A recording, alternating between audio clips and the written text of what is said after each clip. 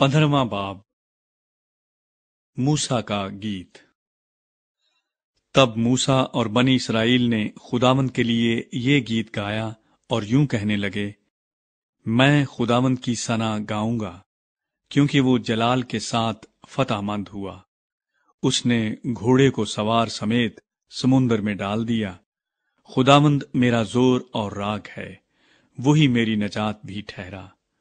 وہ میرا خدا ہے، میں اس کی بڑائی کروں گا۔ وہ میرے باپ کا خدا ہے، میں اس کی بزرگی کروں گا۔ خداوند صاحب جنگ ہے، یہوہ اس کا نام ہے۔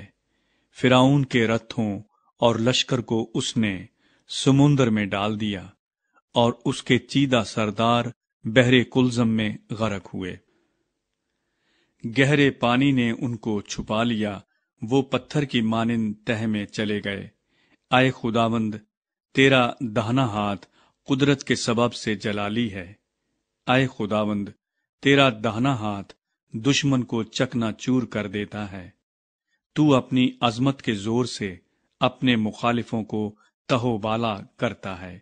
تو اپنا قہر بھیجتا ہے اور وہ ان کو کھونٹی کی مانند بھسم کر ڈالتا ہے۔ تیرے نتھنوں کے دم سے پانی کا ڈھیر لگ گیا، سیلاب تودے کی طرح سیدھے کھڑے ہو گئے، اور گہرا پانی سمندر کے بیچ میں جم گیا۔ دشمن نے تو یہ کہا تھا، میں پیچھا کروں گا، میں جا پکڑوں گا، میں لوٹ کا مال تقسیم کروں گا۔ ان کی تباہی سے میرا کلیجہ ٹھنڈا ہوگا۔ میں اپنی تلوار کھینچ کر اپنے ہی ہاتھ سے ان کو ہلاک کروں گا۔ تو نے اپنی آندھی کی پھونک ماری تو سمندر نے ان کو چھپا لیا۔ وہ زور کے پانی میں سیسے کی طرح ڈوب گئے۔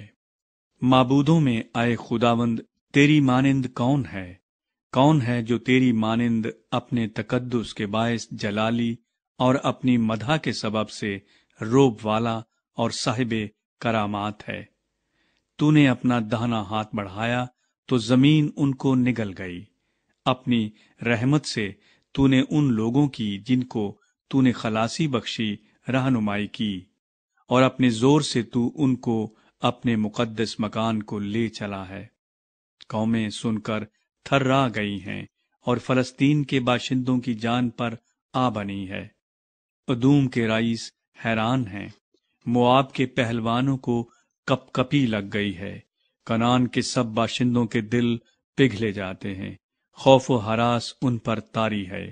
تیرے بازو کی عظمت کے سبب سے وہ پتھر کی طرح بے حس و حرکت ہیں۔ جب تک اے خداوند تیرے لوگ نکل نہ جائیں، جب تک تیرے لوگ جن کو تو نے خریدا ہے پار نہ ہو جائیں، تو ان کو وہاں لے جا کر اپنی میراث کے پہاڑ پر درخت کی طرح لگائے گا۔ تو ان کو اسی جگہ لے جائے گا جسے تو نے اپنی سکونت کے لیے بنایا ہے۔ اے خداوند، وہ تیری جائے مقدس ہے جسے تیرے ہاتھوں نے قائم کیا ہے۔ خداوند عبدالآباد سلطنت کرے گا۔ مریم کا گیت۔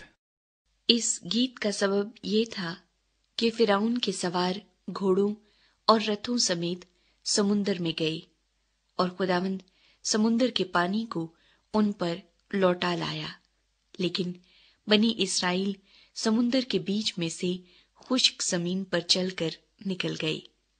تب ہارون کی بہن مریم نبیہ نے دف ہاتھ میں لیا، اور سب عورتیں دف لیے ناچتی ہوئی اس کے پیچھے چلی، اور مریم ان کے گانے کے جواب میں یہ گاتی تھی، خداوند کی حمد و ثنا گاؤ، کیونکہ وہ جلال کے ساتھ فتح مند ہوا ہے۔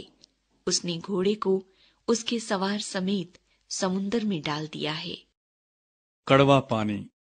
پھر موسیٰ بنی اسرائیل کو بحر کلزم سے آگے لے گیا، اور وہ شور کے بیابان میں آئے، اور بیابان میں چلتے ہوئے 3 دن تک ان کو کوئی پانی کا چشمہ نہ ملا۔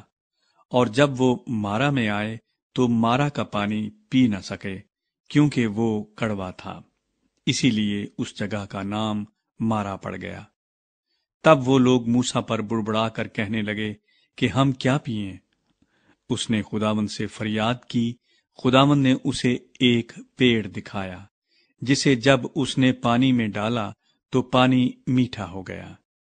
وہیں خداوند نے ان کے لیے ایک آئین اور شریعت بنائی، اور وہیں یہ کہہ کر ان کی آزمائش کی کہ اگر تو دل لگا کر خداوند اپنے خدا کی بات سنے اور وہی کام کرے جو اس کی نظر میں بھلا ہے، اور اس کے حکموں کو مانے اور اس کے آئین پر عمل کرے، تو میں ان بیماریوں میں سے جو میں نے مصریوں پر بھیجی تجھ پر کوئی نہ بھیجوں گا، کیونکہ میں خداوند تیرا شافی ہوں۔